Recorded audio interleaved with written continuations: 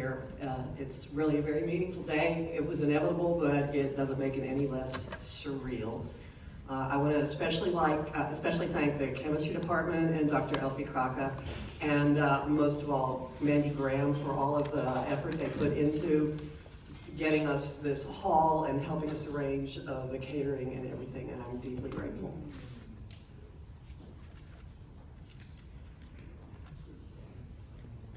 There's a really extensive career biography of my father on the chemistry department website, and I have a pretty exhaustive story of his life at a memorial page that we have up at mykeeper.com/Edward Biehl. That's mykeeper.com, and I encourage you to check it out. And you can also, if you feel like posting any kind of testimonial or memory, it's welcome there. And if you can't remember this, find me afterwards and I will tell you again.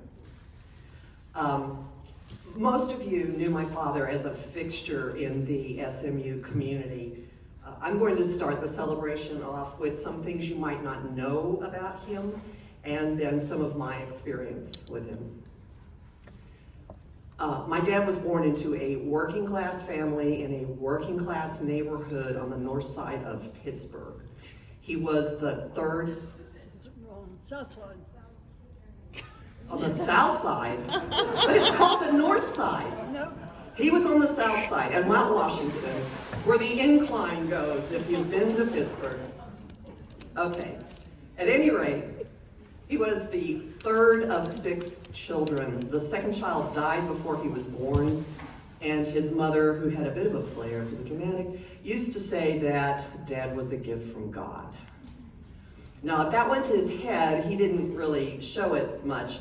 He was a person who didn't wait for opportunities, but he either made them for himself or took advantage of the ones that came his way, and then he ran with them. Might have had something to do with being born in the Depression, but I suspect it was a core part of his personality. One opportunity that stayed with him for the rest of his life had to do with music. Piano entered the picture for him really early, and he practiced willingly and became known, actually. He developed quite a reputation for it while he was still really young. His school would let him play the piano before classes started, and apparently this was a great source of pride for his father, who worked for a railroad. He was an electrician on the railroad. He provided background music for young people's classes at the Carnegie Art Museum. And just a few years ago, my mother came across an article about those classes that had illustrations that were photos of the classes. And she and Dad were startled to come across evidence that they had been in the same giant classroom at the same time. And one photo has him playing in the piano, and then there's another photo that was part of the article that had a crowd of kids and moms in it. And the photo of him in that article is in the slideshow. He put aside plans to study music in college when his father died. So after high school, he decided to enlist in the armed services. The first one he approached rejected him because he flunked the vision test. So he memorized the eye chart, or at least that's what he said, and he signed up for the Air Force. He spent 4 years on Okinawa during the Korean War, and music went with him. He played the organ as a chaplain's assistant, and he also played in a big band, and there is a black and white photo of the band with him sitting at a big grand piano. When he returned to the States, he dated and married my mother, and I think music had a small role in this because there's some story about a note being passed in a choir rehearsal. I've heard 2 different stories about who passed the note, but at any rate, he returned to the States, he dated and married my mother, he enrolled at the University of Pittsburgh, and he started a family all in his first year back. And within less than 6 years, he had a Bachelor of Science and a PhD in chemistry, as well as 3 kids, which his powers of concentration allowed him to block out while he studied. His first job was with Monsanto in Dayton, and he quickly decided he didn't want to spend his career researching paint. So he followed up on a job posting in the American Chemical Society Journal for a position at SMU, where he arrived in 1962. Even as a child, I had the sense that our family and our home were different from other people's. Other kids had fathers who drove to work. Ours walked to work with such regularity and predictability that a neighbor said you could tell time by him. Other kids had fathers who wore suits and went to the office. Ours worked in the smelly lab. Other kids had fathers who worked for IBM and would get 100 or more co-workers to buy their Girl Scout cookies. Our dad armed us with magnesium strips that we lit in the backyard on the 4th of July. Other people used the alphabet to label their file cabinets. Dad labeled his with symbols of the planets, a nod to his fascination with alchemy. I discovered something else about him when I was a teenager, and the first time this happened was with a high school teacher who had gone to SMU, and it happened again and again and again once I got on campus. I had at most 6 weeks with a new acquaintance before they would look at me really funny, and you could see gears going in their head, and suddenly they would connect my last name to his last name, and then would come, "Your father is my favorite professor," which is a lot better than the alternative, but it meant that there was no way of just being an anonymous college student. A few traits stand out for me. One, his jokes. He had an arsenal of them, and they came out regardless of whether anybody else thought they were funny. I will say that the humor was very frequently lost on me. I remember him sitting on the couch with his favorite uncle, trading them. Old, corny jokes. What's a hen weigh? What's a Grecian urn? And both of them would just laugh until they were shaking. I also remember him telling a shamelessly bad joke at a chemistry club party at our house, and one of the students who was crowding around him chuckled, "Oh, Dr. Biehl, you tell bad jokes at home too." Or unfunny jokes might have been what she said, but they amused him, so he kept them up. Another thing is his vaguely mystical bent. Now, never quite knew whether how much of this was real and how much was a put on, but he adopted Ganesh, the god of obstacles, and he would exhort his graduate students to invoke Ganesh over their reactions. For a while, he would use a rubber stamp of Ganesh, which I'm pretty certain I gave him, when he was grading tests in his class, for non-science majors, which, by the way, he deliberately scheduled at 8 in the morning. Like, if you're gonna do this, you have to really want to do it. And I recall his amusement at his stamping Ganesh images on the tests, this unnerving the religious sensibilities of one of his students, who meekly asked him if she could please have her test without the little picture. Another trait, the uncommonly broad scope of his outlook and associations. So he was a scientist who took an interest in the arts, liberal and fine, and he was a devoted student of history. I remember him complaining to me once after a committee meeting when some liberal arts colleague had made a disparaging statement about the tunnel vision of scientists. And Dad had pointed out that he knew more about the humanities than that person knew about the sciences, and I suspect he was right. And he and my mother matter-of-factly exposed us to so much that was outside of ordinary experience in the Park Cities. People from other countries and cultures, for one big example. He had foreign students in his lab from as far back as I can remember, from what was then called Formosa, from China, later from the Middle East as well. I didn't just hear about them, they were often guests in our home. And I particularly remember a horde of Formosan students who took over the kitchen and prepared a massive feast with foods I had never encountered. Dried bananas, remember those? seaweed jello, and Dad quietly, when the students weren't looking, dropping something back into a bowl with a little smile on his face. He took us to Germany, kicking and screaming, for his first sabbatical, where all 4 of us kids went into public schools and learned the language by the sink or swim method. Our education was enhanced by traveling every holiday, and Bavaria being Catholic, there were a lot of them. Throughout southern Germany, throughout Austria, Italy, Greece, we learned history in museums and cathedrals and ancient ruins. We learned through immersion that there are many languages, many points of view, and many ways of being in this world. And the other thing is, of course, music. Our house was filled with it, from the radio station WRR, from classical records, and mostly live. Dad would play Chopin and Debussy on his baby grand after dinner while we helped Mom with the dishes, and I recently heard there might have been just another motive behind this.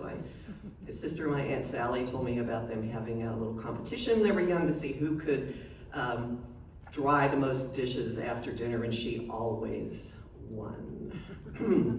Anyway, many a chemistry department party ended with him playing duets with his co-worker, Andrew Bromley, who I believe is here, was an accomplished cellist. And these were not a look-at-me event. They were just organic and matter-of-fact, 2 musicians enjoying playing with each other.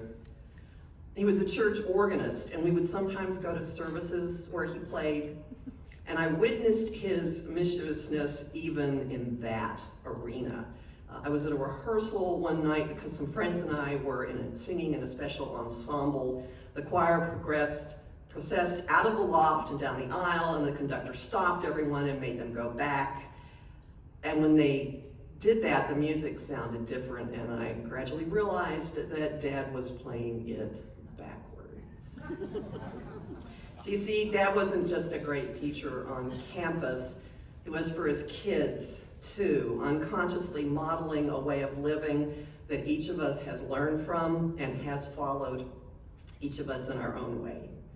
So, thank you, Dad. And before I invite up the first speaker, I'd like to read a message that I got from a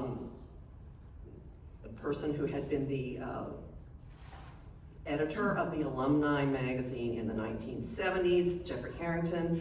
Although I met your father only once, I came away with the impression of him being a giant among his academic peers, among people of many foreign cultures, and of course among his family. So, his passing feels like the felling of some grand sequoia with branches that extended to places beyond the horizon. Would Dr. Mike Lattman please come to the podium? Thank you.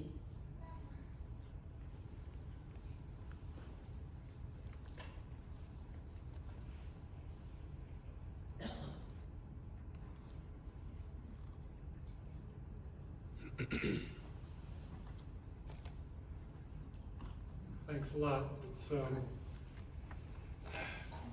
I have a few stories to tell about Ed. Some of them I've told before, but some are new.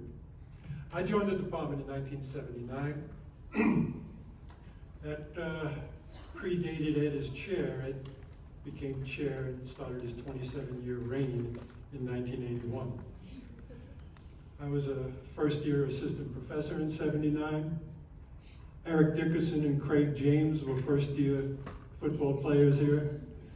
The term Pony Express had not even been coined. The department was a lot different. There were about 6 to 7 faculty. Ed, of course, was here. He joined the department in 1962. John McGuire, who's also here right now, he came a year or 2 after Ed. And Andy Bramley, he actually predates Ed. He joined the department in 1960. He was the general chemistry lab coordinator, and he's here today. Harold Jeske had just retired. And John Banowitz was chair at the time. Things were different. The department had a poker game, and they saw me coming. We were playing. I drew a full house. I lost. I'm still suspicious about that. Yeah.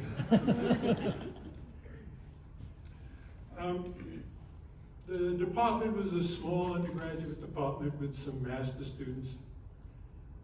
And when Ed became chair, he had a vision. And when he had a vision, he did things his own way, and it was always the right way. His vision was to bring research prominence to the department, and to do this without a PhD program. All of a sudden, teaching loads dropped. Research grants was supplemented with funds so that the faculty could hire postdocs. A new 200 megahertz NMR spectrometer appeared in the department. Now, most of you don't know what that is, but it was the envy of every chemistry department north of Austin. Money to attend conferences appeared. Our seminar program expanded. We hired new faculty. Research flourished with this combination of postdocs and undergraduates. This is a story I haven't really told much. I received my first National Science Foundation grant, and I was about 2 years into it, and it's up in 3. So I was worried about getting it renewed, like everybody is. But I was really worried. I met my program officer at a chemistry meeting, and I was like kvetching to her. Some of you know what that means. How at SMU in this small department, are we going to compete with these big PhD granting institutes for funding?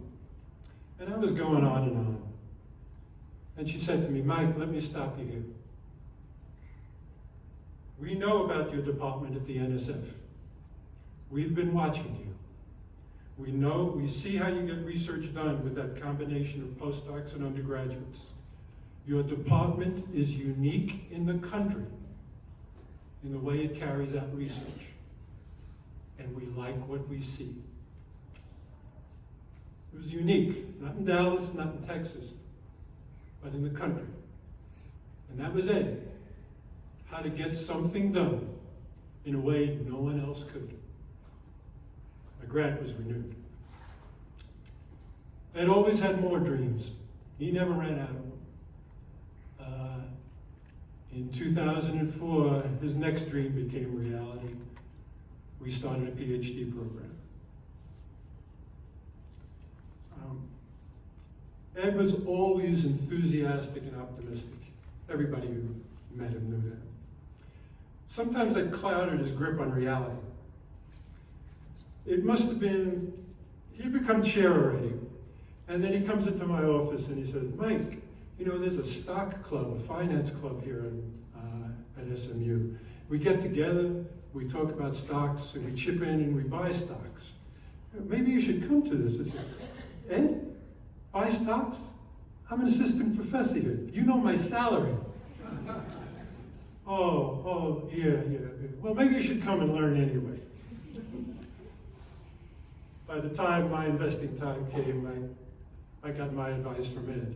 In addition to all these expertise you've heard about, he was a whiz at investing.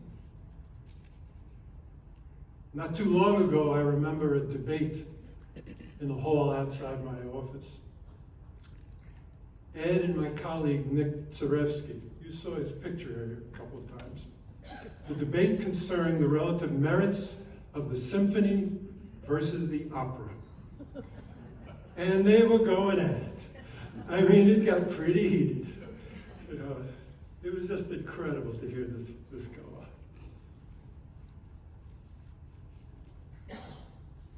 My colleague, Patty Wisian-Neilson, just retired last year. She's going to speak in a minute. When she told me she was going to retire, we talked about a lot of things. And she told me that her kids asked her, what would you change in your career? And she thought about it, and she said absolutely nothing. And that included her daily commute from Fort Worth to Dallas.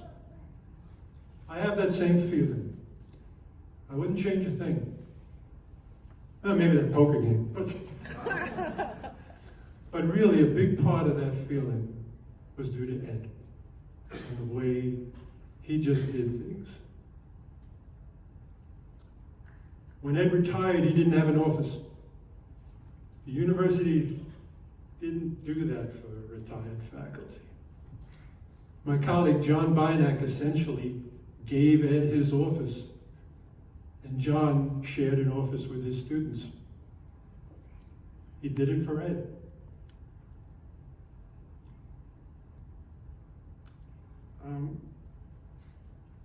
The university honored Ed when he retired with this big celebration. In the department, we started an annual Ed Biehl lectureship, and Ed was able to attend the first 2 lectures. He really enjoyed it. He really enjoyed it. And Ed loved coming to the department. He just loved it. The department he really helped shape. 6 to 7 faculty in '79, 14 faculty now, 0 PhD students, 35 now. He loved what he saw. All these new young faculty, all so successful, and all such great colleagues. He just loved them. He was so happy, and he was really content.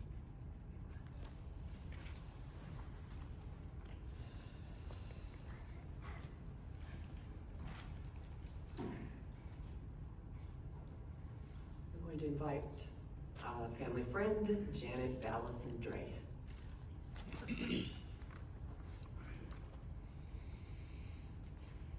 Sometime in the 60s, my father and Dr. Biehl were both professors at SMU when their wives met through the SMU Women's Club.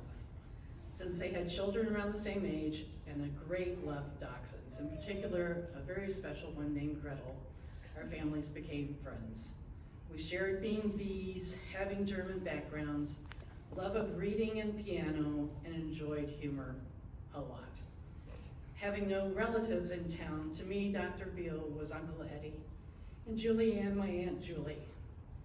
Hearing of Uncle Eddie's passing left a great sense of loss, especially as I always looked so forward to seeing the Biehls when I would return to Dallas, even though he would tease me a lot. But I also felt a great sense of gratitude in having known such an interesting individual. Through his tenure at SMU, Uncle Eddie was able to teach and mentor countless students, and as department chair, provide guidance to the staff and program. But what amazed me most about Uncle Eddie was that chemistry wasn't his greatest passion. He once told my husband, when you tell people, what do you do or what's your background? He said, I think of myself first as a lover, then as an artist, and then as a chemist. And I was going, what a great way, although shocking, way to describe yourself. And it really, I think you'll hear more and more, just what a unique and complex and interesting person he was. He and my Aunt Julie helped my parents as they got older, and when they passed away, the Biehls were there to support me, and I will always remember those kindnesses. My father kept journals for 97 years, and I went through a few to see about references to the Biehls. These are just a tiny handful of memorable moments. Saturday, April 5th, 1969. This evening we went to the theater to see the Marx Brothers in A Day at the Races and A Night at the Opera. I think you've seen, we were still seeing the Marx Brothers, just a couple of years ago together. Thursday, July 31st, 1969. Martha, that was my mother, got Gretel from the Biehls. This afternoon, the Biehl family flew off on their way to a year in Germany. We saw them off at the airport. Monday, July 13th, 1970, New York City. At 9:30 p.m., the Biehl family arrived from a year in Munich, greeted them and relieved them of their overcoats. We were very sentimental. Saturday, August 1st, 1970, the Biehl family returned to Dallas today after a year in Germany. They arrived glad to get back. Gretel was glad to see them, and they to see Gretel. Monday, August 24th, 1970, Julie Biehl arranged the Dallas Times-Herald reporter to come over and cover a dog shower they threw for my mother. I want to say thank you to the Biehl family for including the Balleisons in your adventures. Uncle Eddie was truly a special man, and I hope that happy memories will comfort you.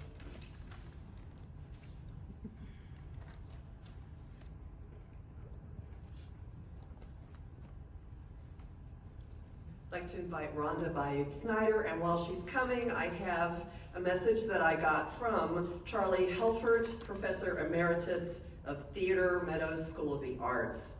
What a wonderful life he lived. So many of the best and brightest undergrad students at SMU he took under his wing and guided into careers in science and medicine. I can't tell you the number of committees I sat on with Ed in my years at SMU.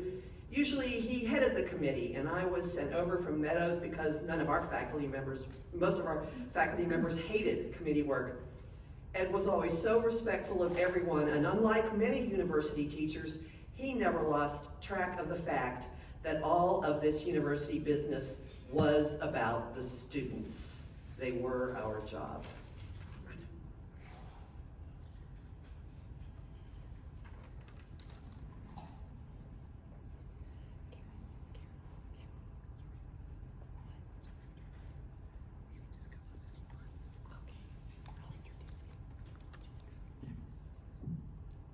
My name is Rhonda Bayoud-Snyder, and I graduated from SMU with my bachelor's degree in 1976 and earned my master's in 1978. Since then, I've been working at companies like Johnson & Johnson and Mary Kay, where I've worked for the past 34 years. I truly feel honored to have been invited by the Biehl family to speak today. I majored in chemistry because I was fascinated by understanding our world at the atomic and molecular level. My interests were organic and analytical chemistry, a combination that was the basis of my career. My inspiration was the chemistry department and professors at SMU. I have fond memories of my years there and appreciate each one of my professors during that period of my life. And Kathy's comment was a perfect segue because it was all about the students. And a common trait of Dr. Biehl is that he took a personal interest in his students, specifically in encouraging them, being their mentor, and being supportive of their career development. It was Dr. Biehl who persuaded me to stay on and go to graduate school to earn my master's. It was Dr. Biehl and also Dr. Reeves, my graduate school advisor, who recommended me for my first permanent job at Johnson & Johnson. I recall one of my favorite graduate level classes was an advanced organic chemistry class that Dr. Biehl taught. We had only 3 students in the class, and Dr. Biehl flipped it around to have the students do the teaching. While research and reports were also a requirement in other classes, this small class was the one that helped me most learn the methods for conducting research, using references and peer-reviewed journals, and how to present the research and derive at conclusions. By the way, we had no internet back then, so we actually had to go to the library and do it all manually. This served to be a practical application in my work as a chemist in industry. Even though I was an average student, Dr. Biehl was always encouraging me, and we kept in touch all these years. He had a great sense of humor, and he loved to share a good story about his past. And his students enjoyed listening to him, especially his jokes. I am in awe when I read about all he has accomplished, over 275 publications, wow, all the many patents, the awards, the collaborative research that he did that I read may help treat neurodegenerative diseases, such as Alzheimer's, yet all the while remaining humble. I am further inspired by his passion for music. I appreciate Julian's invitations to Dr. Biehl's annual piano recitals these last several years, where they make everyone feel comfortable and welcome in their home. I will miss those piano recitals. I had picked up the violin again after not playing for almost 38 years, and I was flattered when Dr. Biehl and Julian invited me to come over one day and play with him. We practiced the Beethoven Sonata No. 5 for piano and violin. I know Dr. Biehl is making beautiful music in heaven along with all the great composers that he so admired. I am truly grateful to him for his support in my career. I give my sincere condolences to Julian, Kathy, Karen, Kimberly, Kurt, and all your families. Thank you. Thank you.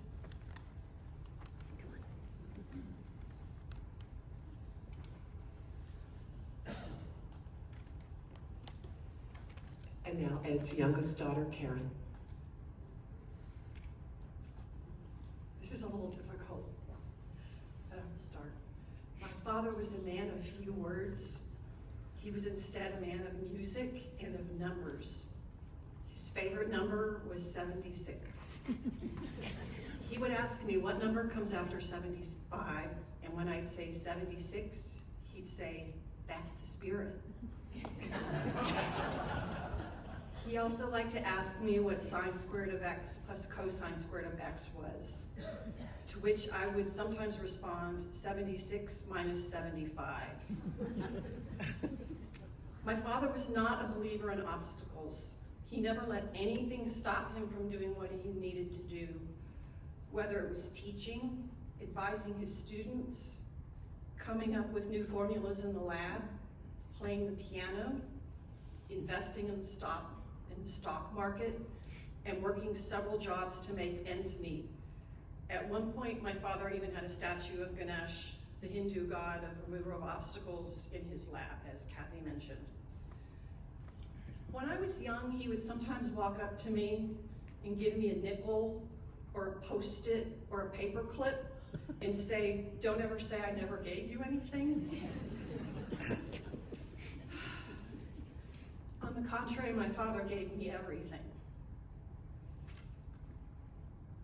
Sorry.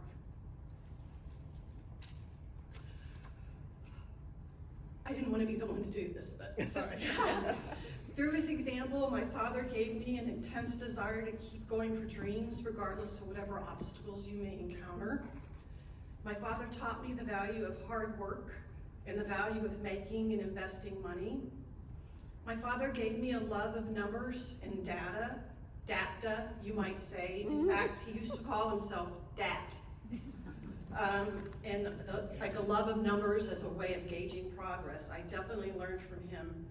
My father also taught me kindness and compassion and a sense of quiet mischief. He also taught me the importance of education and of music. My father gave me anything you could ever need to make it as a musician, just about any kind of music lesson or degree you would ever need. And even when there was very little money, he made sure I had piano lessons. When I was really young, he once wrote a really silly song for me that was based on a poem he wrote about a silly nickname I'd been given when I was young. And he would play the song on piano and sing along the silly poem. And he did it repeatedly, even when I was older, and it drove me crazy. But in hindsight, I wish I had recorded him playing it, because I would love to have a video of the Lubitz song. And so, for all you gave me, Dat, I wrote a song based on that melody that you wrote many years ago when I was young. It's a little bit changed, it's a minor key, but I changed it, I wrote it for you, and I want to say I understand everything now that I might not have understood when I was younger, and thank you. Thank you, Dat.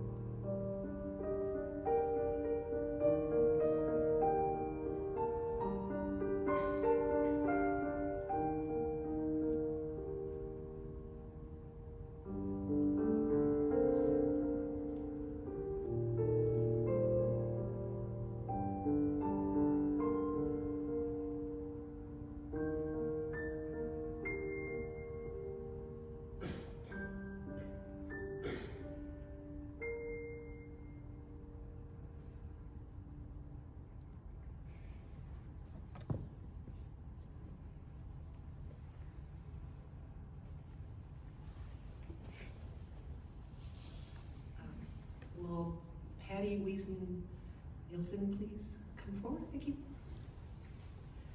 Probably mangled your name even though I asked you. No, it's perfect.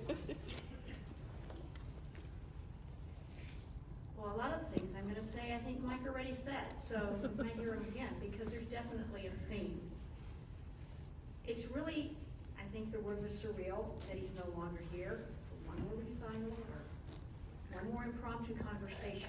I'll have memories always of Ed just popping into my office and asking, just to chat, and he'd chat about the new Prius, or what was on the news, or politics, or whatever happened to be on his mind at the moment.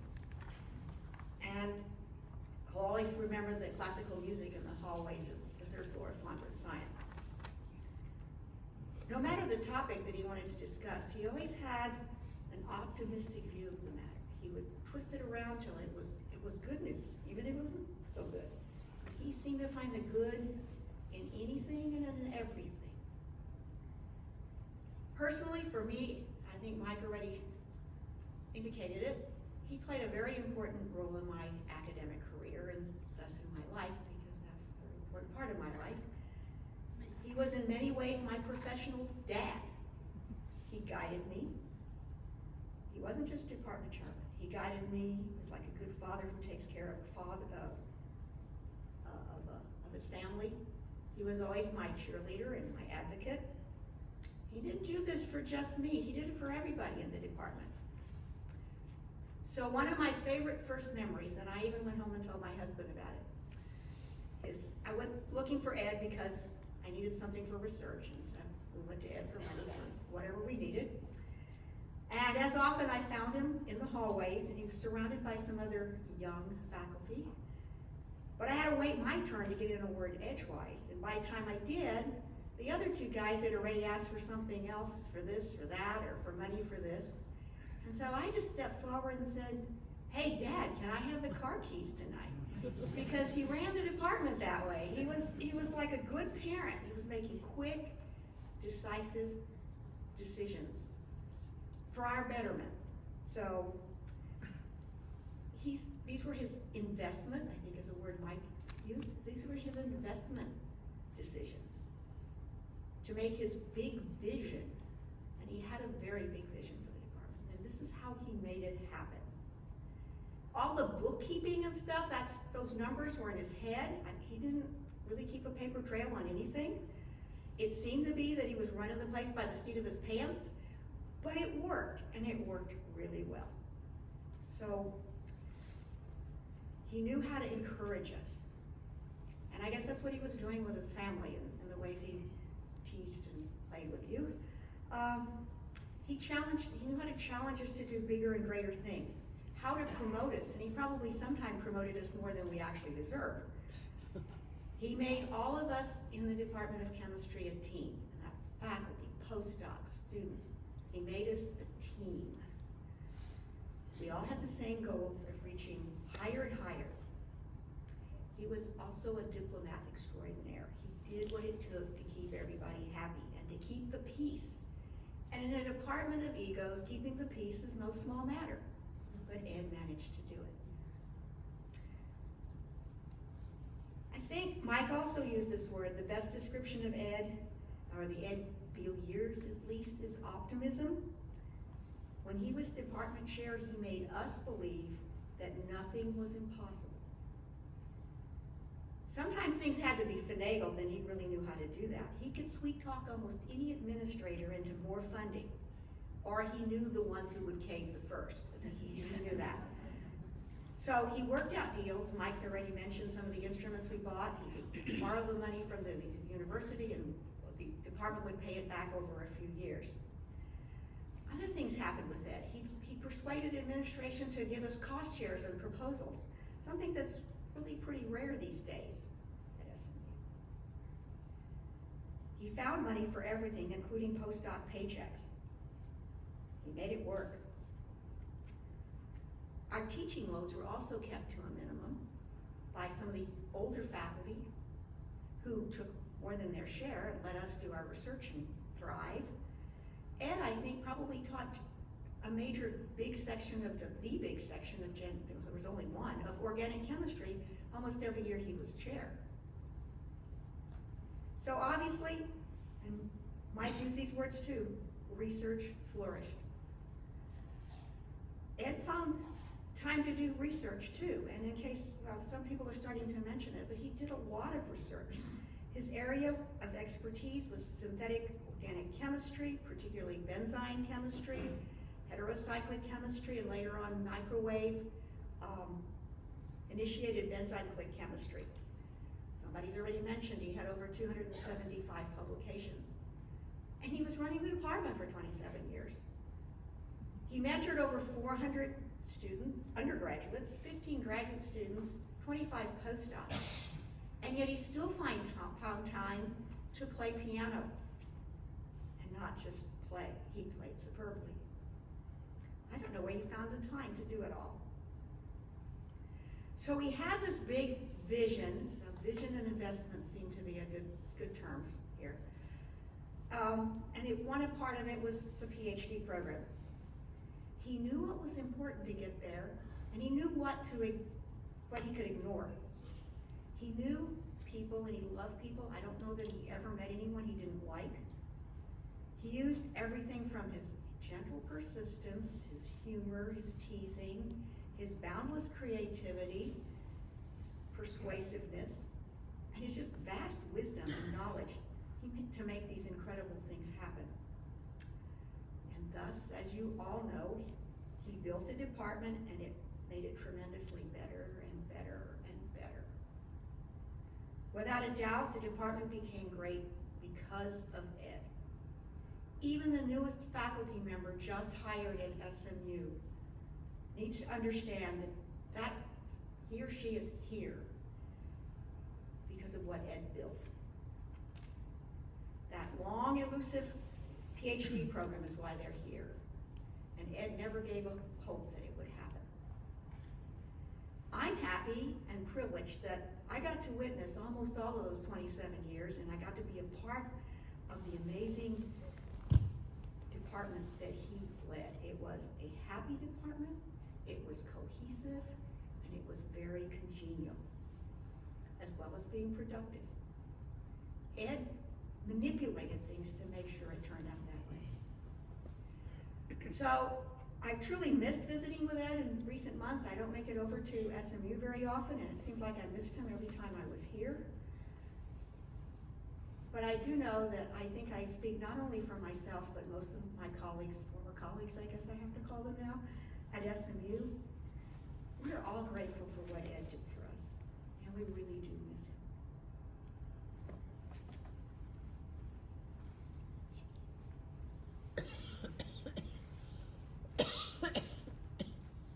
And I invite Tom Daniel to please come forward.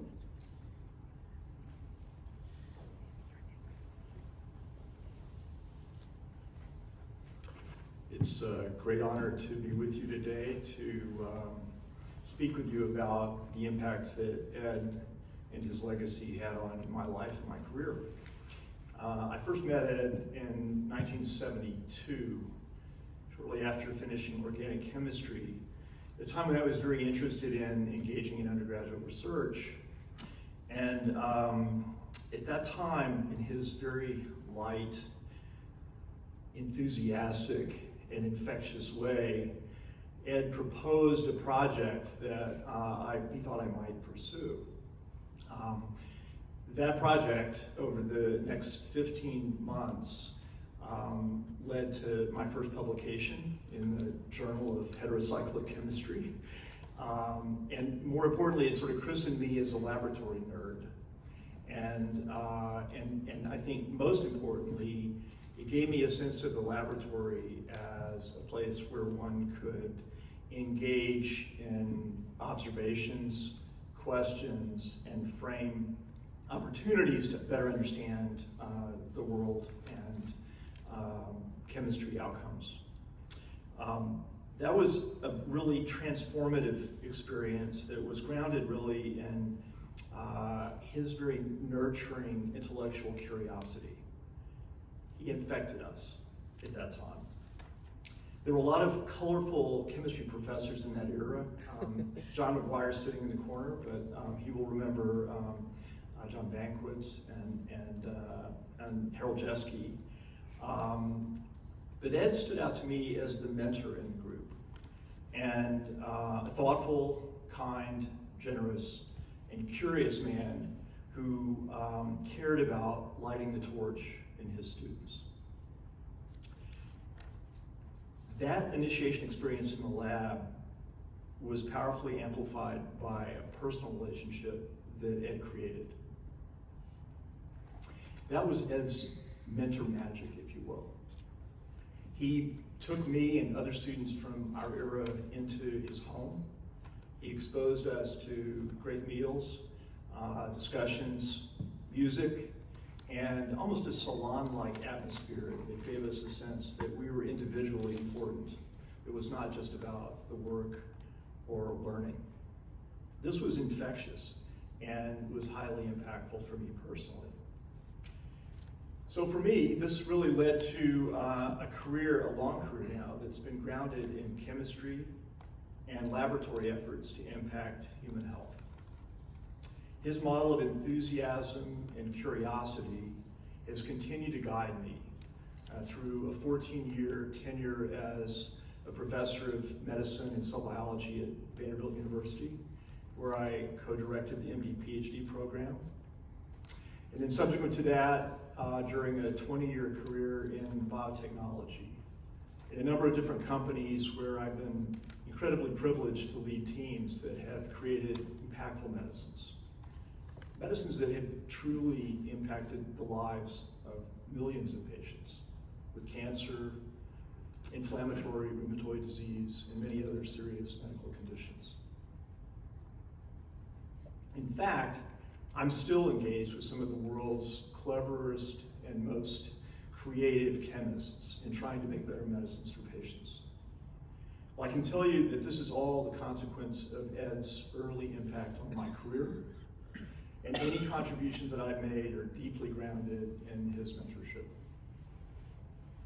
In 2015 and 2016, I had the privilege and the opportunity to re-engage the Department of Chemistry here, at the time led by Elfe Kraka, and to collaborate with Ed around the time of his receipt of the Faculty Lifetime Achievement Award. That collaboration permitted us to create the Ed Biehl Scholarships, which was a wonderful engagement that gave me re-exposure to the Department of Chemistry, all that had transpired in those 42 years since I was here. And over the course of a year after supporting that effort, Ed, Elfe, and I sat in a small room over in Fondren Science Building and had each of the students who had been supported by those scholarships present their work back to us, just as I had presented my work to Ed 42 years earlier. And I can tell you that on that summer day, I remember distinctly the sparkle and the energy in Ed's eyes as he listened to the presentations, heard the critical thinking and the curiosity of those students represented, and just as he had for me so many years ago. So I was denied the opportunity to meet with Ed or to speak with him over the last couple of years. But my parting words to him would have been, Ed, the inspiration of your curiosity and commitment to education lives in all of us whom you touched throughout your life and your career, as it does in the generations of other students whom we have touched. Thank you, Ed.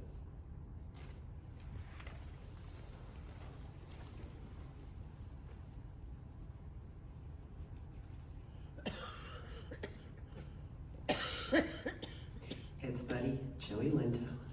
Good afternoon, everyone. Mom, thank you for giving me the privilege of speaking this afternoon. You know, I met Dad 6 years ago, and at the time, I was a young man, I was only 51. And at 51, it's very hard to make a new friend, but who would think I'd make a best friend at that age? And that's what he's been to me, a best friend. For better or worse, I didn't prepare any notes. Dad was a giant, and I'm not sure how you can prepare to speak about a giant, especially someone who was so unassuming in everything that he did. He had a way of making each of us feel very special. I remember when I first met him, I was very nervous. But he allayed those fears immediately because we started talking about baseball. He's a kid from the south side of Pittsburgh, I'm a kid from the north side of the Bronx, and we loved baseball, and that was an initial bond for us.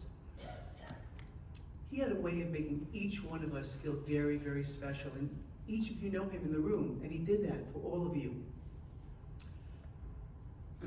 I was trying to think of maybe something I could say, a theme, but I'm not gifted mathematically like Dad was. But his favorite numbers, to me, were the numbers 3, 4, and 1. The number 3 for his second favorite baseball player, the great Babe Ruth, and the number 4 for his favorite baseball player, Lou Gehrig.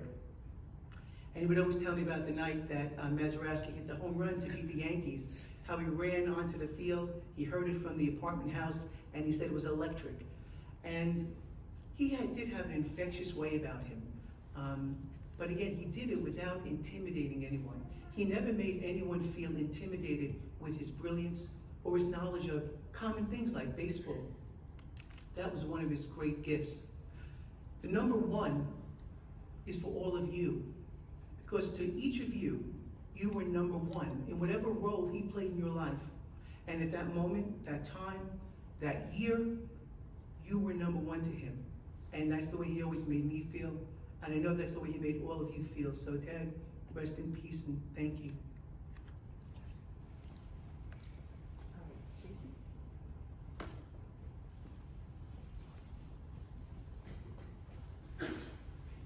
Stacey Jeffrey-Hail.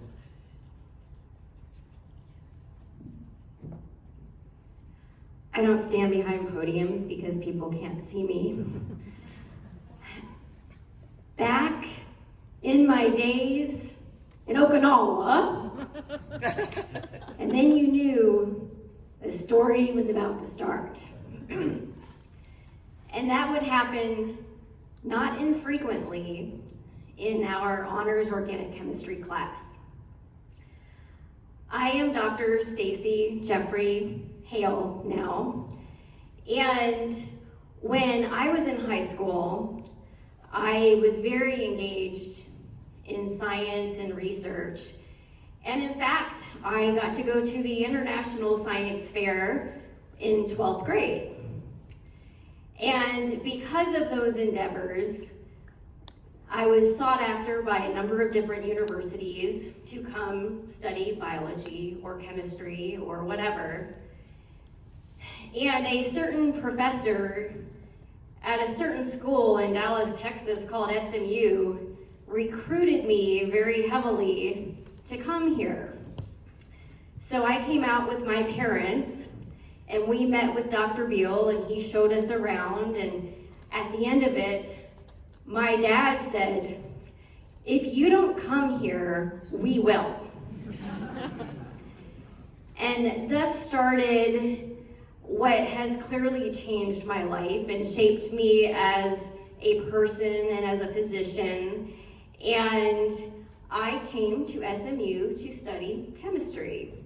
Even though I was going to be a pre-med student, and most pre-med students go into biology, Dr. Biehl made sure that I was different, and I was going to study chemistry.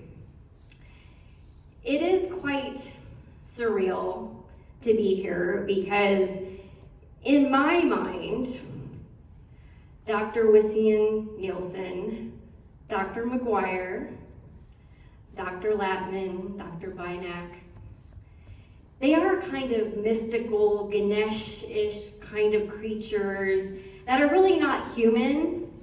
And so in my mind, they were going to be teaching here for like 550 years. And I will come and go, but not them. I mean, they're chemistry professors. And I've told this story before, and I'm going to take the opportunity since Dr. McGuire, who I haven't seen in a decade plus, is here, to illustrate how not human these chemistry professors are. I was sitting in the lobby of Fondren Science many years ago, and I was studying, and out of his office comes Dr. McGuire, and he's headed to the vending machine, and he puts in his money and he gets out a Coke and he starts walking away. And I'm like, Dr. McGuire, that is so strange, because chemistry professors aren't human, so they shouldn't eat or drink or anything, right? And he keeps walking, and then he stops in his tracks and he looks at me and he says, Stacey Jeffrey, how do you know I'm not gonna throw out the Coke and eat the can? And that totally epitomizes the craziness, the mischief of these chemistry professors. And so it's hard for me to come to terms with the fact that Dr. Biehl is no longer here. I have little tiny memories that, because we've talked about all the big moments, what has happened to our careers, what has happened to us personally. And I remember sitting in organic chemistry class and he was teaching the Markovnikov rule. I haven't even thought about that in so long. And then he was talking about anti-Markovnikov, and he was explaining, and I raised my hand and I said, so what you're saying, Dr. Biehl, is there's no such thing as anti-Markovnikov. And he goes, good girl! And I remember that to this day. I actually lived right there in that dorm room, and it was before there were cell phones, and the way that we would communicate back in the 90s was we had phones in our dorm room with little red flashing light if you had a message, kind of like in a hotel room. And that was how you knew what was going on. So I come back one day and I noticed the red flashing light is blinking on my phone. And so I'm like, okay, and I hit the message, and it's Dr. Biehl. And this was the message. Stacey Jeffrey, check your email, check your email, check your email. Click. Well, I was mystified because I had no idea what email was. And so I went up to the chemistry department and I'm like, Dr. Biehl, what's going on? What is this email thing? It took someone twice my age to explain to me what email was. I didn't even know I had an SMU email. And he said, well, I'm glad you're here because I can now give you the news personally that you made Phi Beta Kappa. I picked you for that. And that's how I had the great news given to me and learned about email all in the same day. But it was not uncommon for Dr. Biehl to say to his students, hey, let's just go talk this out over a Dr. Pepper. That was always his thing. Let's talk it out over Dr. Pepper. And those talks and those conversations were priceless. I think that as I reminisce about my relationship with Dr. Biehl, I'm so grateful over the last several years to have gotten reacquainted with him. And for my son, who's 15 and just played Chopin's Fantasy Impromptu at Steinway Hall the other day, for him to have gotten acquainted with Dr. Biehl as well. It was such a treasure to know him. And my only hope is that society hasn't degenerated so much that we don't have any more people like him. Because the generation of Dr. Biehl's and of Julianne's, of my mother, was very special. And there was such a richness in your life. And fine arts and science and merging those together and creating a richness is something that, Julian, I'm going to put in my kids' lives. And I am here in Dallas, Texas, practicing emergency medicine and medical toxicology at UT Southwestern in Parkland because of Dr. Biehl. I met my husband because of Dr. Biehl. And I have 3 children because Dr. Biehl made me come here. And so I owe him everything. And I will be sure to instill in my 3 kids' lives all of the things that I valued in your relationship with him and with his relationship with his kids. And I vow that the generation that my kids are in are not going to degenerate like what I'm seeing. And I'm going to burn in them the flame that Dr. Biehl taught me. So thank you.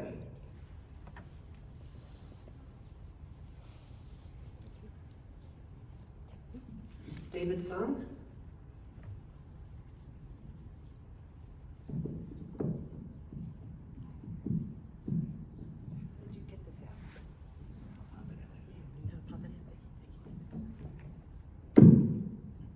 Good afternoon. My name is David Sohn. I'm a professor in the Department of Chemistry here at SMU.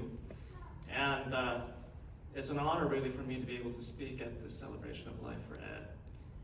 Ed was the chair of the department when I was hired here back in 1996.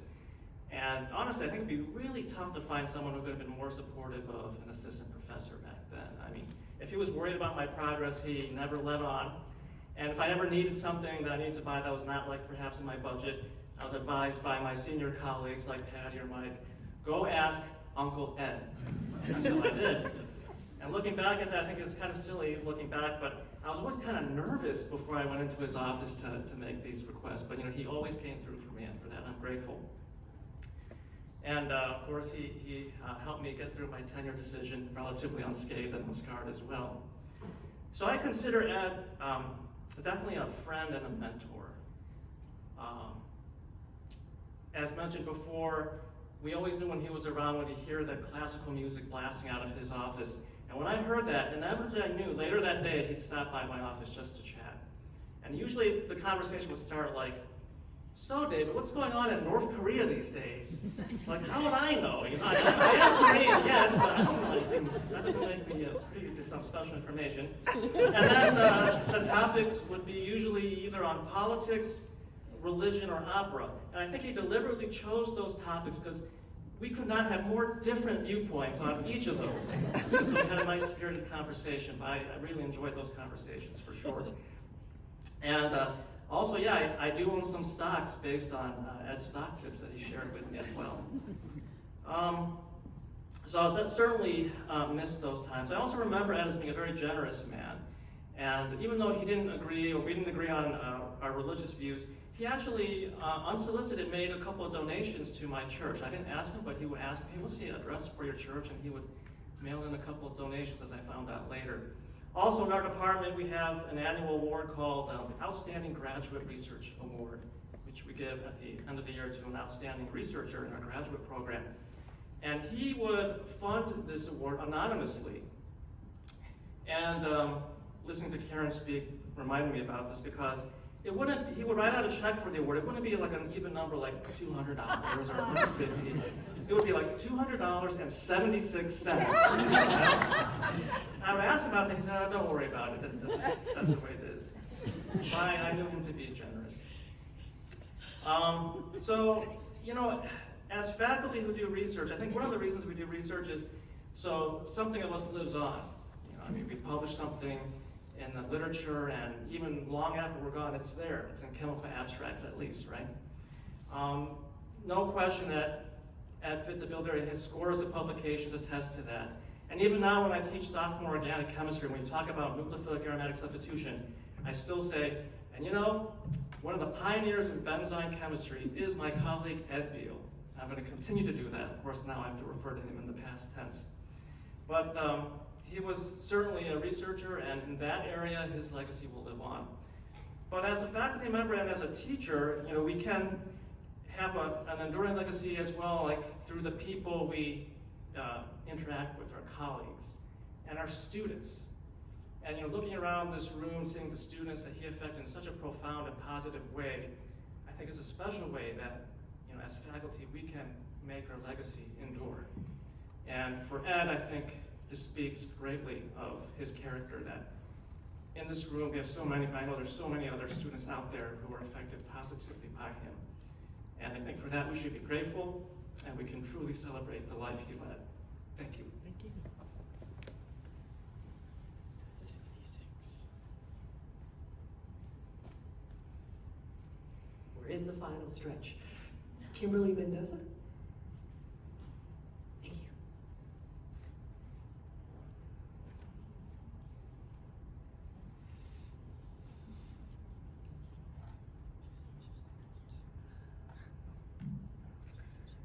Hi, good afternoon. My name is Kimberley Mendoza. I'm an MD PhD candidate at Ryerson University of Texas Medical Branch in Galveston. I'm really grateful to be speaking today, kind of sharing a few memories that I made during my time here at SMU, especially those that Dr. Biehl had influenced in me. So I came to SMU in 2009, I graduated in 2013, and I actually met Dr. Biehl the end of my first year. So I'm a first generation college student, and there was a posting on the webpage about like jobs that existed on campus. And I knew I needed a job because I needed to find a way to do my work study. And there was a job in the chemistry department that stated that they needed someone, it was posted by Dr. Biehl, to clean glassware and wash and clean glassware in the lab. And it was like a simple posting, like, you just need a student, a couple hours a week to clean glassware, and that's all you really have to do. And I thought, I'm studying, I am trying to, master my class, I want to get into medical school, I know I just need to do X, Y, Z, and I will become a doctor. And so I went, and I sent an email out. I remember I sent an email saying I was interested in this job. No, I didn't hear anything back. And I was like, oh man, like maybe the job's been filled, maybe it's no longer available. So there was little contact information that said it was Ed Biehl in the laboratory in Fondren Science. And I thought to myself, okay, worst case scenario, I'll go knock on the door and the job's taken, I can find something else. And I went and I knocked on the door, and that was my first meeting with Dr. Biehl. And he said to me, oh, you saw my job posting. And I said to him, yeah, I'm interested in the job to clean glassware and clean and wash glassware in the lab. And keep in mind that I didn't want anything to do in chemistry. I specifically came to SMU to major in biology and get into medical school. And I took my first course with Dr. Patty my first year, and man, I struggled. Chemistry was not, fun for me at first, those first few weeks. And so I thought to myself, just a simple job in this department won't be bad. And Dr. Biehl comes up to me and he says, well, welcome, this is my lab, and this is Sukanta, who is my postdoc, and here is my other postdoc, Hari Babu, in the lab. And I thought, okay, this can't be too bad.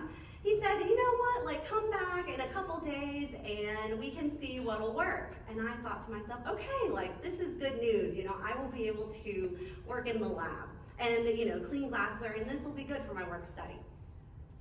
Little did I know it was not about cleaning glassware. He was actually looking for someone to work in the lab, and I was totally blindsided by this information.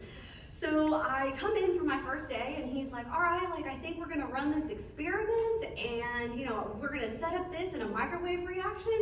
And I thought to myself, I did not sign up for this. This is not what I signed up to do. But I thought to myself, all right, I'm gonna do this, this is gonna be fine. And I fell in love with chemistry from that point. He gave me the opportunity to work in his lab, and I learned to love chemistry. I thrived in the chemistry department in the sense that I found what I wanted to do. Yes, I loved biology, and yes, I loved, SMU and coming into, SMU for my biology degree, but I fell in love with chemistry and with organic syntheses. And from his lab, and because of working in his lab, I realized that is what I wanted to do. And I met Dr. Biehl that day, and I didn't realize how much an effect he would have on my entire life, still to this day. He was present for my accomplishments, he was present for my failures, and he was there to comfort me when I was crying that I didn't get a fellowship or I didn't get an award. And he would be there for me to tell me that it was gonna be okay. And because of that, I'm extremely grateful because he had such, life and personality to him. He was this grandiose man that just, you could hear him whistling down the hallways as he came down from the lab. There was always music playing from his office up on the 3rd floor. And, I would just remember him strolling into the lab and saying, "What are you guys working on today?" And I would tell him, good. And he'd just walk right back out the door. And he loved to come into our lab, and he loved to, bring all of this excitement with him. If we were working on an experiment and it worked, he would be thrilled to find out what we were doing. And, this is great, let's run it again. And, make sure you write everything in your lab notebook. And for me, because of that experience, I realized how much, the field of chemistry was important to me. And I have a distinct memory when I came and I spoke about this memory at his Lifetime Achievement Award in 2016, but my senior year at SMU, I was invited to interview for the Rhodes Scholarship. And for those of you that know, the Rhodes Scholarship is a very prestigious scholarship in which you study in England for 2 years. And I had prepared months for it. There are practice interviews, there are essays, I was reading journal articles, literary things in politics, everything possible for whatever questions they would give me. The interviews are completely unknown and you can be thrown any question. And Dr. Biehl would come in and quiz me with trivia, and he'd say, all right. Well, who was, the president from this time to this time? Okay. Well, who was the 16th president? Well, can you name the presidents in order then? And, he would find these ways to make it exciting and for me to learn. But when I came back from my interview that actually took place in Houston, I told him I didn't get the fellowship. I had this distinct memory of coming into his office. He was excited and he thought I would have, earned the fellowship. And I walked in and I said, you know what? I didn't get it. And I remember, crying, I was in tears, I was sobbing because I prepared this whole time for this award. And, he told me, and he came from behind his desk in his office. There was a round table in his desk in the corner, and he sat down and he was like, "That's okay. You were a finalist, right?" And I said, "Yes." And he goes, "That is your achievement. That is what was worthwhile for you, but it's not gonna stop there." And I said, "I'm really sad I didn't get it." And he goes, "That's okay. You can find something else and you can keep going." And for me to hear that was just such a relief, because you must imagine that as a first-generation college student, this was devastating for me to not obtain. But he kept encouraging me throughout my career to keep moving forward, to keep learning, to keep studying. And he was so proud throughout my career to see me go off to Houston and, go into graduate school, go into medical school. And last year when I earned my PhD, he was so thrilled to know that I had earned the same PhD in chemistry that he had. And because of him, and I get very emotional about this because I am where I am today because of him. He gave me the encouragement that I, as a first year, generation college student, didn't have. And I didn't know how to obtain these goals, and he led me that way. And he led me and showed me and walked with me, and those memories are those that I will treasure for the rest of my life. I earned my PhD in 3 years, and he was thrilled beyond belief thrilled. And he told me, I can call you Dr. Mendoza now. And he would tell everyone, she's Dr. Mendoza, she has earned her degree in chemistry, and she's gonna finish her MD degree. And for me, hearing that encouragement, encouraging me to continue doing what I am doing. I decided to go into academia because of his love of learning, love of mentoring students, and I realized how much I enjoyed mentoring my own students. And for that reason, I have so much to thank for him. I have so many memories of him whistling throughout the lab, practicing my poster presentations for the ACS Chemical Society meeting. I have just memories upon memories that I'm going to treasure because they impact me and create me into the person that I am today. And for that, I'm just so ever grateful. It's very surreal for me to not have him here and to not tell him of my accomplishments, but I know that he has made such a huge impact in my life and in the impact of so many students' lives to this day. And even after I graduated, he wrote recommendation letters, years of recommendation letters for me. My parents went to visit, Dr. Biehl and his wife in their Colorado home, and we spent time with them. We would have our yearly dinners, and I'm gonna miss him a lot, because I know that because of him, I stand here who I am today as a doctor, as a fellow chemist, as a colleague, and most of all as a student with my own love of learning to teach future students for all generations to come, and carry that legacy on with me for others as well. Thank you.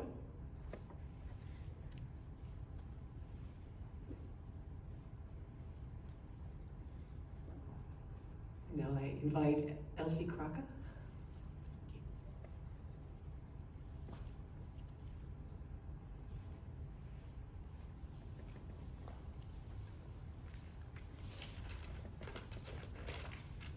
So compared with Paddy and Mike, I only spent a small fraction of time with Ed, namely 10 years. But these 10 years left a remarkable memory for me, which I would like to share with you now. According to statistics, psychology department chairs normally stay for about 10 to 12 years, while chemistry department chairs normally only make it for 3. However, Ed made it for 27 years, which shows that he definitely played in another league. So, to be honest, when I came to SMU in 2009 to become department chair, I was really nervous. I thought Ed would start saying, "We always did it like this, why do you want to change this now?" And comments like that. But this didn't happen, just the contrary. The first time I met with Ed, he told me, okay, he always called me kid, do it your way. I will never patronize you, but whenever you need advice and help, I will be there. And this was the greatest entry for me to start as department chair. He mentored me in many ways, he showed me around, and I recall the first year I was department chair, we had to write our chemistry evaluation. And this should include the history of the chemistry department. And for me, as a newcomer, this wouldn't have been possible to do that. So Ed took over this part, and he came up with something which really impressed the referees. So I must say, without Ed, I never would have come to the point being a department chair and doing things I'm doing now. Just give you one example. In 2015, I had kind of a crazy idea, because I'm a theoretical chemist. I thought it might be nice to have a second PhD program in chemistry, in theoretical and computational chemistry. So Ed was the first person I confronted with this idea, and I was sure that he would say, don't do this. But he said, give it a try, sounds like a great idea. And in 2017, the second PhD program in the chemistry department in theoretical and computational chemistry was launched. So I would say many department chairs would definitely like to have an Ed around and helping out with so many things. A totally different side of Ed was, I think we already heard this today, he was a brilliant historian. So he knew everything, of course, about SMU, US history, but also European history.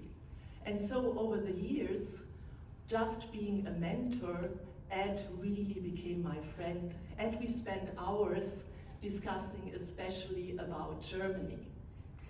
And I must say, probably, and maybe the Biehl family will agree, his sabbatical at LMU in Munich with Professor Hüsken was a lasting memory, because we were talking about this over and over again.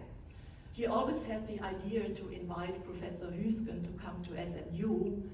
You must know Professor Hüsken was the toughest and most conservative chemist you could think of. And Ed wanted to see his face, showing him around in our department and seeing that this department was driven by team spirit, and so how he would react. Unfortunately, it never happened. And Ed also shared his life in Munich with me many, many times, especially how his children did in German school. I know everything.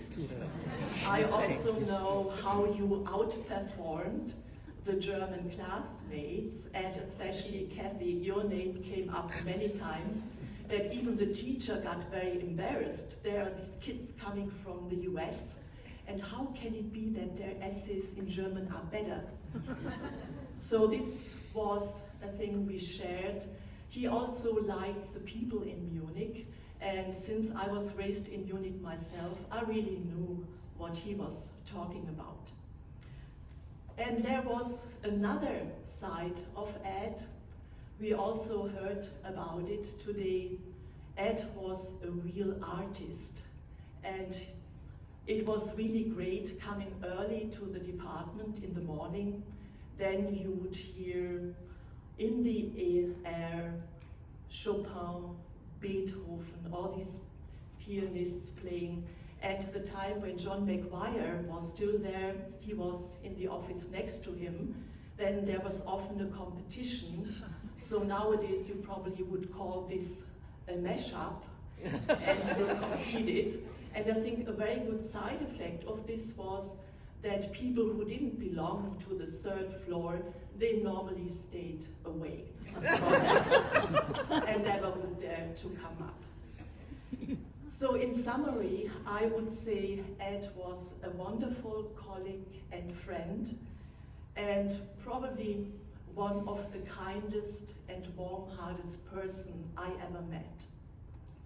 I will really miss him.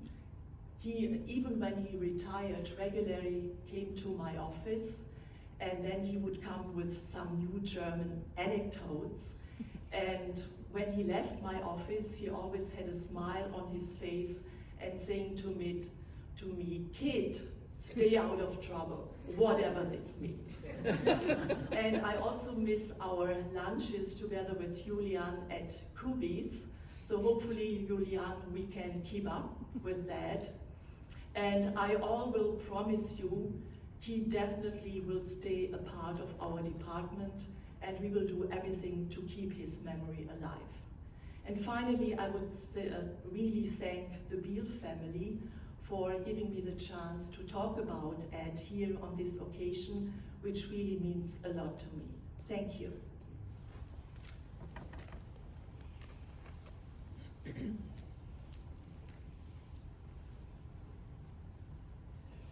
And now my brother and Ed's son, Kurt.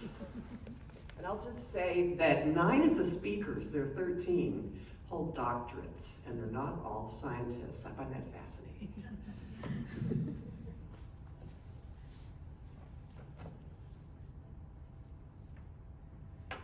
My father.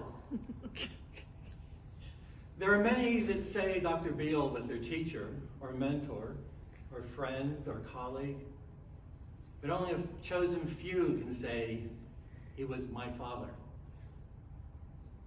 And I'm fortunate to be the only one who can say, I am Dr. Ed Biehl's son, his only son, with all the honors, privileges, and responsibilities pertaining thereto. About 5 years ago, my father started signing his emails TIYD. Took me several months. It stood for, "This is your dad."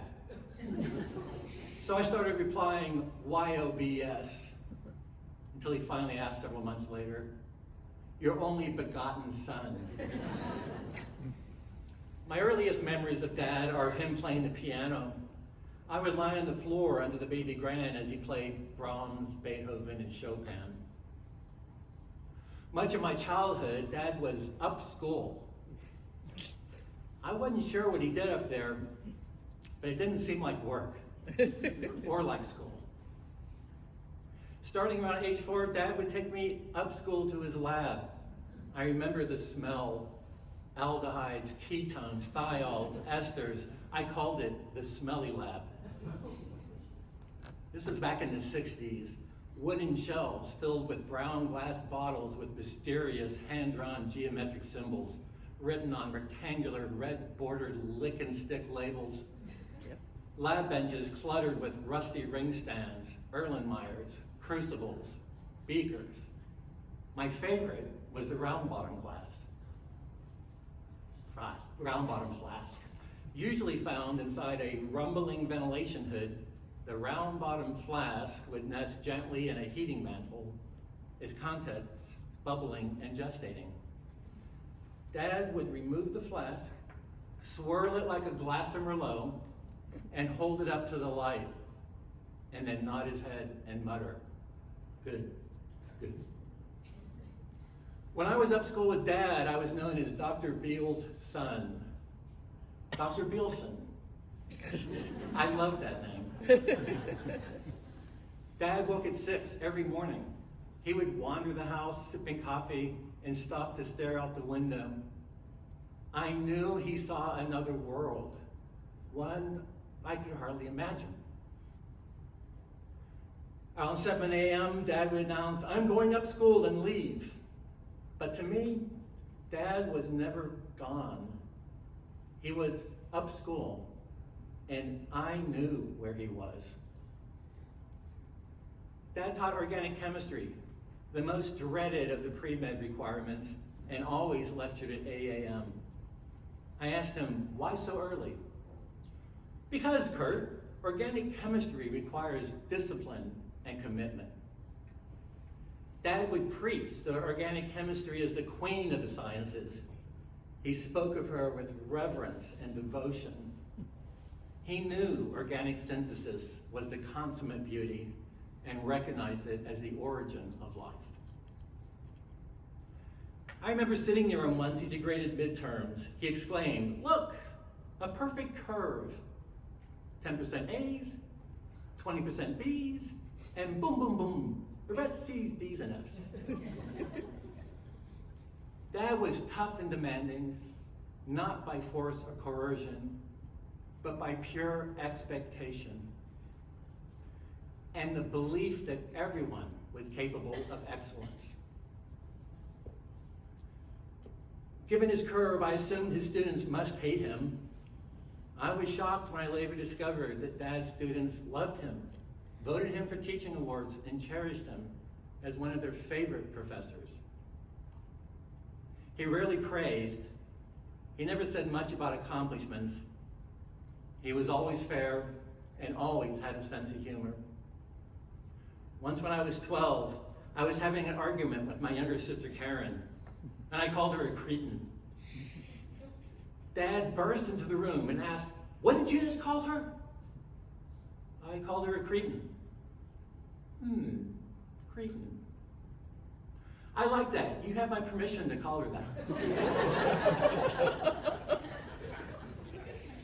My junior year in high school, I came home after midnight on a Friday. To my surprise, my father, who was always asleep by 10, was sitting in the living room alone, no TV, no magazine, no book, and waiting for me. There was no smile, just a stern, "Where have you been?" I explained I was at my friend's house listening to vintage high-fit 78s on their Victrola.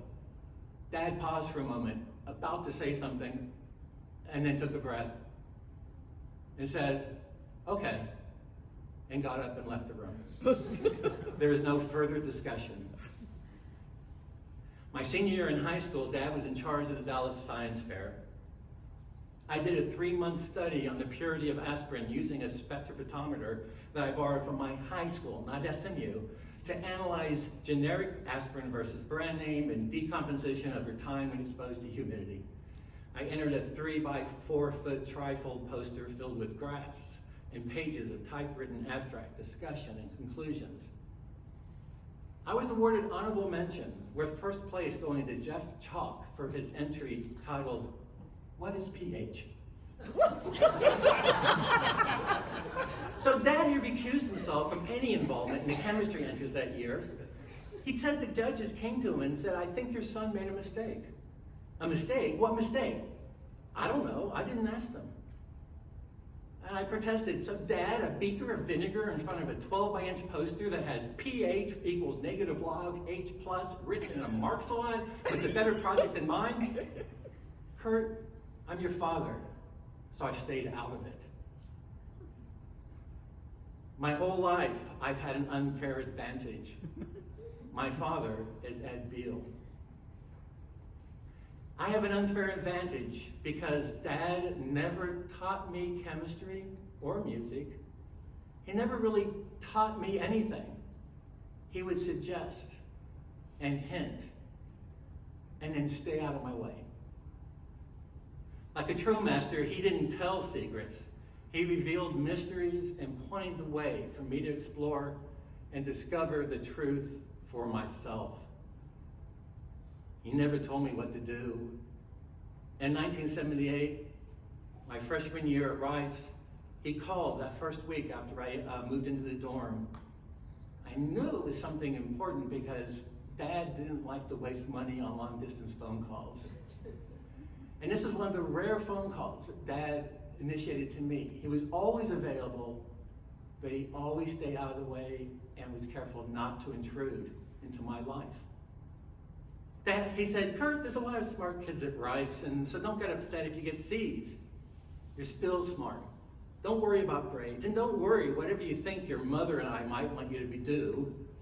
Study whatever you want and choose whatever career.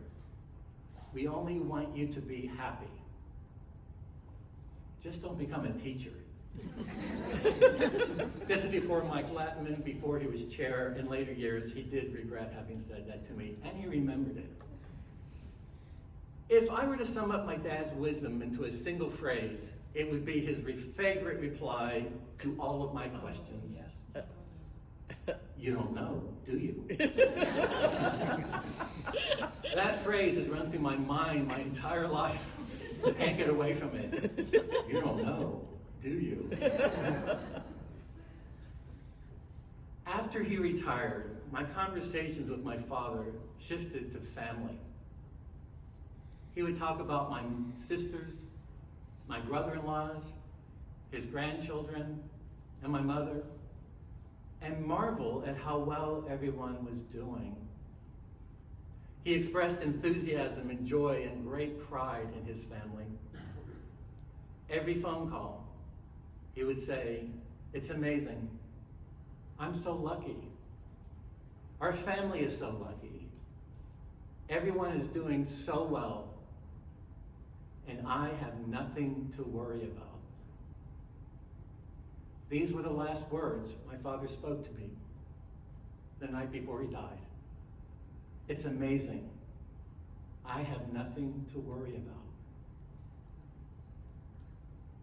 I say these are his last words, but he still speaks, and he still hears. As always, I know where he is, and he will forever continue to be a witness to my life. On October 14th of this year, my father laid unconscious in the ICU with no hope of recovery. He was removed from life support, and my mother, my sister, my brother-in-law held hands with my father and said the Lord's Prayer. As the last word was spoken, his heart stopped. His life was complete. He left no unfinished business. I've never been one to pray, but every day since then, I think of his last moments, and every day I say to myself, "My Father, who is in heaven, hallowed be thy name. Thy kingdoms come. Thy will is done on earth as it is in heaven. Give us this day our daily bread, and forgive us our failings as we learn to forgive others. For thine is the kingdom, and the power, and the glory, forever and ever."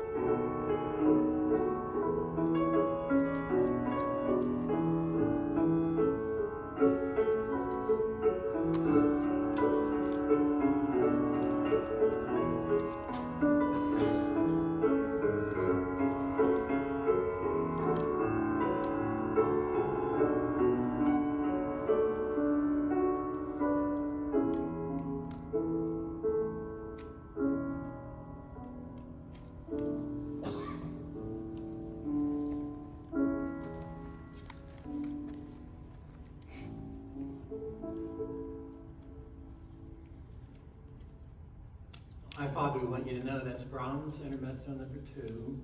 That's from 2013 performance at one of his recitals at our house. And if you listen carefully to the recording at the beginning, he's been talking to the audience and he says, "You're gonna like this one."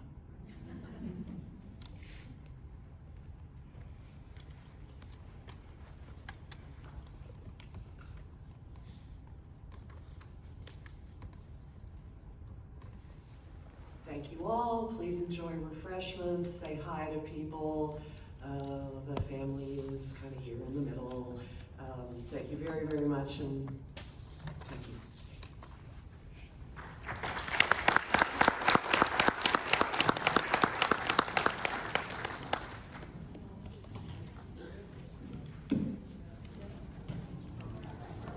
Not bad for Brahms, you know, that's not an easy piece. Yeah, that's right.